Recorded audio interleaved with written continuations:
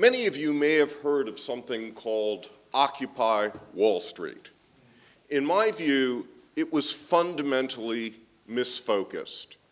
We need to end Wall Street, not occupy it. And the way that one ends it is by shifting where we invest our money, where we put our savings. Now, the good news is that we know that if you put your savings into local business, it has enormous impact on prosperity and happiness. This is from the Harvard Business Review in the summer of 2010, and what it shows is that in those communities in the United States with the highest density of locally owned business, there is the highest per capita job growth rate. And not just that, but this study from the Federal Reserve, our monetary authority in Atlanta, also looked at cities and regions across the United States and found that in those communities with the highest number of locally owned businesses, there is the highest per capita income growth rate.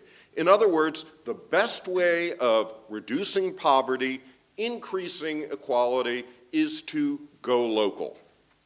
We also know that local businesses are extremely profitable.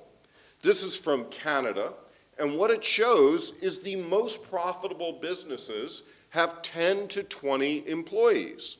The least profitable businesses are those that are traded on the Toronto Stock Exchange. Now listen, if I had more than 10 minutes, I would show you a bunch of slides that would prove to you that in most Western economies, local businesses are the majority of jobs, the majority of value added, they're highly competitive, they're actually becoming more competitive with many trends in our modern economy. Given all that, surely all of you are invested in local business. So let me just ask you a quick question here. By show of hands, those of you with savings for your retirement, how many of you put at least 1% into local business? Okay, I see about a quarter, maybe a fifth of the hands. This is outrageous. You are the most locally minded people in Bristol in the UK, and you are fundamentally messing up. You are supporting the companies you detest, and you are undermining the companies that are the key to happiness. We have to change this. The reason we have done this is that we created what you might call investor apartheid. The legal systems of the West create a securities law system where there are accredited investors like Gordon Gekko, the top 1% in income and wealth. You're allowed to invest in anything, anytime, no questions asked. And then there's the rest of us. If we want to put a penny in a local business, historically, it would cost that local business $25,000, $50,000, $100,000, or your equivalent in pounds, just to take that penny. No wonder we have this investment apartheid.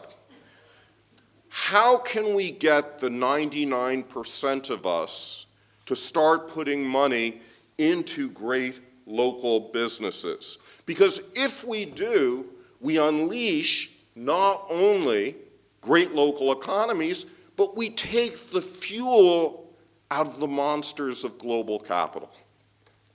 I want to share with you some of the successes that we've had in North America. They just scratch the surface, but I think they're kind of inspiring. This, you may remember, we once had a president named Barack Obama. We convinced him to change the securities law and implement what's called the Jobs Act to make it cheaper and easier for local businesses to take money from the grassroots through crowdfunding. We also changed the law in 36 states so that if you want to do local crowdfunding, you can now do it cheap and easy. In my own state of Maryland, this woman here, who was not a politician at the time, convinced our state house unanimously to make it easy for businesses to borrow up to $100 from their customer $100,000 total with no legal paperwork whatsoever. We created a lawyer-free zone. In Nova Scotia, there are communities that are now allowed to create local pension funds. And there are maybe, 50, 60 of these pension funds in a country of fewer than 1 million people. In Alberta, there are investment co-ops where people can put their money in, and these co-ops in turn can then invest in all kinds of local businesses and other co-ops. In New Brunswick, they just implemented a 50% tax credit. Every dollar that you put into a local business above $1,000 generates 50 cents of reduction in your taxes in provincial tax obligations. These are serious, serious reforms, and in response to what Andrew said, we've done all of this in the last 10 years. Now, I've spent most of my life affiliating with losing causes, and to finally win one is disorienting, but it can be done. Where I want to leave you is with this scene in Indiana Jones and the Last Crusade. And you may recall that after Indiana went after, snakes and spiders and made his way through bullets, he finally gets to the crypt where there's a 500-year-old guardian. And he says, Indiana, your last task will be to choose the goblet from which Christ drank. And he points to 50 goblets. Choose wisely. Well, at that point, this guy, the German spy, jumps to the front and says, I know which one Christ would have drunk from.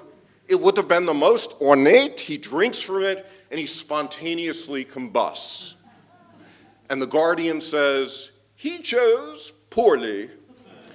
Well, my point is that all of us are choosing poorly when it comes to finance. You saw it with the hands. And here's what I'd like to ask you. It's one thing to attend a conference, it's another thing to do something because of the conference. Make a concrete commitment that you will shift at least 1% of your savings this next year from non-local business to local business. In fact, make that commitment every year. 1% may seem insignificant, but as Gandhi said, everything we do is insignificant. And yet it's still very important that you do it. Thank you.